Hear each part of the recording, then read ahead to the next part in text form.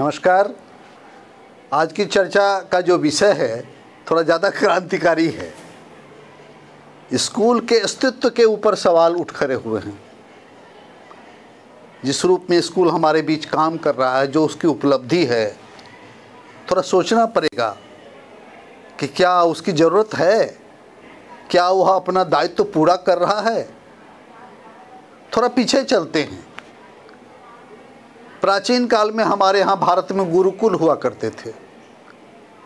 बच्चे गुरु के यहाँ जाते थे, उन्हीं के आश्रम में रहते थे और वहाँ शिक्षा ग्रहण करते थे। उसमें शिष्य मेथड से पढ़ाई होती थी।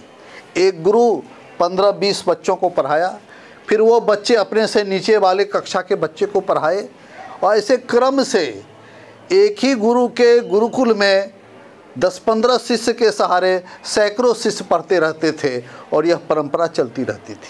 वहीं भोजन, वहीं रहना और काफ़ी उसकी ख्याति थी। अभी जो शब्द कुलपति शब्द है वो गुरुकुल से आया है। उस समय के शिक्षक के भी कई कैटेगरी थे। एक शिक्षक होते थे, उससे यदि बेहतर हुआ हो, बच्चों को ऐसे पढ़ाया कि बच्चे खुद से पढ़ने के विषय में आनंदित होने लगे, तो उनको उपाध्याय कहा जाने लगा। उपमना नज़दीक, अध्ययन के पास जो बच्चों को पहुंचा दे, सेल्फ स्टडी के लिए बच्चों को प्रेरित कर दे, वो उपाध्याय कहलाते थे। उससे ऊपर के जो टीचर थे वो आचार्य होते थे और पूरे ही गुरुकुल का जो प्रधान होता था वो कुलपति होते थे। तो इस तरह की प्राचीन गुरुकुल परंपरा भारत में रही है, जिसकी चर्चा काफ़ी ज़्यादा है। बल्कि जो आप रिपोर्ट देखेंगे, ब्रिटेन के संसद में मैकाले का जो रिपोर्ट प्रस्तुत हुआ, उसमें उसने लिखा है कि भारत में हज़ारों की संख्या में गुरुकुल हैं और वहाँ कम से कम 15 से 18 विषय की पढ़ाई होती है, जिसमें पहला विषय है गणित और इसमें लोग निष्णात हो रहे हैं।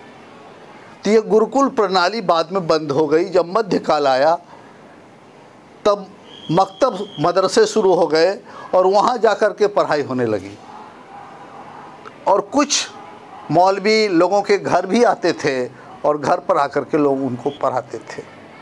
आधुनिक समय में जब ब्रिटेन का शासन भारत पर हुआ तो उस समय स्कूल की प्रणाली विकसित हुई। ऐसे स्कूल का जो नाम है स्कोला शब्द से बना है, जो ग्रीक साहित्य से आया है। ग्रीक में जब लोग आराम के समय में रहते थे, अवकाश के समय में, तब जो मनोहारी चर्चा करते थे उसको स्कोला कहा जाता था। उसके लिए शब्द है SKOHLA, स्कोला। स्कोला का मतलब होता है अवकाश। अवकाश के समय में लोग बैठ कर के मिलजुल कर जब कुछ विवेक की, ज्ञान की चर्चा करते थे तो स्कोला कहा जाता था। बाद में वही बदलते बदलते स्कूल हुआ और जब यूरोप में ये इंडस्ट्रियलाइजेशन हुआ, इंडस्ट्रियलाइजेशन के दौर में उनको ज़रूरत हुई और उन्होंने स्कूल शुरू किया और वही स्कूल भारत में आया। हमारी प्रणाली बंद होती गई, हम आधुनिक शिक्षा से जुड़ गए। अब स्कूल में क्या होता है, पहले गुरुकुल में बच्चे जाते थे गुरु के पास, मध्यकाल में मौलवी साहब आते थे बच्चों के घर। अब आधुनिक समय में जो स्कूल हुआ, बच्चे भी घर से निकलते हैं, शिक्षक भी घर से निकलते हैं। एक बीच का एक जगह है जिसका नाम स्कूल है, वहाँ सब लोग बैठते हैं थोड़ी देर के लिए, कुछ बातचीत करते हैं, कुछ पढ़ते सीखते हैं और फिर घर लौट जाते हैं। अभी तो आधुनिक सभ्यता का एक बहुत बड़ा ताकतवर एक संस्था के रूप में, बड़ी संस्था, ताकतवर संस्था के रूप में स्कूल का उदय हुआ है। और जो भी परिवार में बच्चे होते हैं वो कैसे नामांकन कराएंगे, हर दिन कैसे जाएंगे, एक पुशिंग फैक्टर हम लोग लगाते रहते हैं। पकड़ के भेजो ही भेजो स्कूल। स्कूल नहीं जाएगा तो आदमी नहीं बनेगा, सभ्य नहीं होगा। थोड़ा मैं 1970 के आसपास की कविता आपको बताना चाहता हूँ। सर्वेश्वर दयाल सक्सेना काफ़ी नामी कवि हुए हैं। उन्होंने एक कविता लिखी, पाठशाला खुला दो महाराज।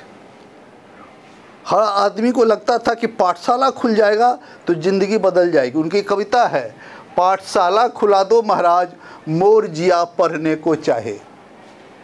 आम का पेड़ ये ठूंठ का ठूठा, काला रह गया मेरा अंगूठा, यह कालीख मिटा दो महाराज, मोर जिया लिखने को चाहे। पाठशाला खुला दो महाराज, मोर जिया पढ़ने को चाहे। फिर अगली बात वो लिखते हैं, जौ से जमींदार कौ से कारिंदा, दोनों खा रहे हमको जिंदा, कोई राह दिखा दो महाराज, मोर जिया पढ़ने को चाहे। अग्नि भी यहाँ ज्ञान बघारे, पोथी बाँचे मंत्र उचारे, उनसे पिंड छुरा दो महाराज, मोर जिया उड़ने को चाहे। पाठशाला खुला दो महाराज, मोर जिया पढ़ने को चाहे। 70 के दशक में पूरे देश में एक शुरुआत हुई कि पाठशाला खुलने से आदमी पढ़ना लिखना सीख जाएगा, अंधविश्वास से बाहर निकलेगा और शोषण से मुक्त हो जाएगा। ये 4 चीज़ों की बात स्कूल में उस समय बोली गई। पहली बात, वो पढ़ना लिखना सीख करके ज्ञानी व्यवहार कुशल हो जाएगा। दूसरी बात, वह शोषण से मुक्त हो जाएगा। तीसरी बात, वो अंधविश्वास से परे देखेगा। और चौथी बात, सभी मानवीय मूल्य, समानता के प्रजातांत्रिक मूल्य, उससे वह ताकतवर बनेगा। यह सपने के साथ हमारे देश में स्कूल खुला और आप जानते हैं कि आज लाखों की संख्या में स्कूल हैं, करोड़ों बच्चे हर दिन स्कूल जा रहे हैं और कई तरह के स्कूल हैं। अपने यहाँ 2 प्रणाली है, एक तो सरकारी स्कूल की, दूसरा प्राइवेट स्कूल की। प्राइवेट स्कूल को भी आप देखेंगे तो वहाँ भी कई ग्रेड हैं, कुछ तो ब्रांडेड हैं, जैसे कपड़े ब्रांडेड आते हैं, कंप्यूटर ब्रांडेड आता है, जूते ब्रांडेड आते हैं। आज स्कूल भी ब्रांडेड आने लगे हैं प्राइवेट में कि ये ब्रांडेड स्कूल है। इसमें नाम लिखाना मतलब प्रतिष्ठा की भी बात, पढ़ाई तो अपनी जगह। फिर कुछ उसके बाद के उसके नकल वाले हैं और कुछ ऐसे ही स्कूल हैं जो कहने के लिए प्राइवेट हैं, लेकिन उनकी हालत सरकारी के ख़राब स्कूल से भी ख़राब हो रही है। दूसरा, सरकार में भी कई तरह के स्कूल हैं, एक नवोदय विद्यालय है, केंद्रीय विद्यालय है और फिर जिला परिषद के स्कूल हैं।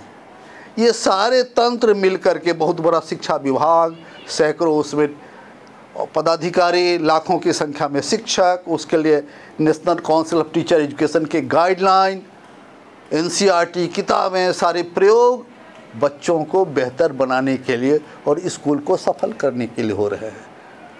बहुत सारी राज्य सरकारों का बड़ा सा बजट, केंद्र सरकार और राज्य सरकार के बजट को जोड़ दीजिए तो लगभग 5 से 6% हिस्सा पूरे बजट का शिक्षा पर व्यय हो रहा है। इसमें प्राइवेट शामिल नहीं है, उसको जोड़ देंगे तो निश्चित रूप से 20% के आसपास जाएगा। लेकिन हो क्या रहा है, चिंता इस बात की है, क्या स्कूल जिस उद्देश्य के लिए स्थापित किए गए थे वो पूरे हो रहे हैं? इस पर सोचने की ज़रूरत है। उसमें पहली बात आ रही है कि 2 छोटे उद्देश्य थे उस समय। पहला उद्देश्य था पढ़ना लिखना सिखा करके उसको एक जानकार आदमी बना देना, और दूसरा था मानवीय मूल्यों का विकास। अभी जो भी सर्वे आ रहा है, चाहे वो प्रथम का सर्वे हो या नेशनल असेसमेंट जो करती है NCERT और भारत सरकार, उसका सर्वे हो, सब में पाया जा रहा है कि मात्र 40 से 50% बच्चे ही अपनी कक्षा के योग्यता को धारण कर पाते हैं। यानी यदि 6ठी क्लास में 100 बच्चा है तो 40-50% बच्चे ही 6ठी क्लास की किताब पढ़ पाते हैं, 6ठी क्लास की गणित बना पाते हैं। आधे बच्चे अपने से नीचे की कक्षाओं की बात भी नहीं जानते और बिना जाने समझे वो क्लास में आगे बढ़ते जाते हैं। इससे स्पष्ट हुआ कि विद्यालय जो सर्व शिक्षा का विद्यालय है, सबों का विद्यालय है, समग्र शिक्षा का विद्यालय है।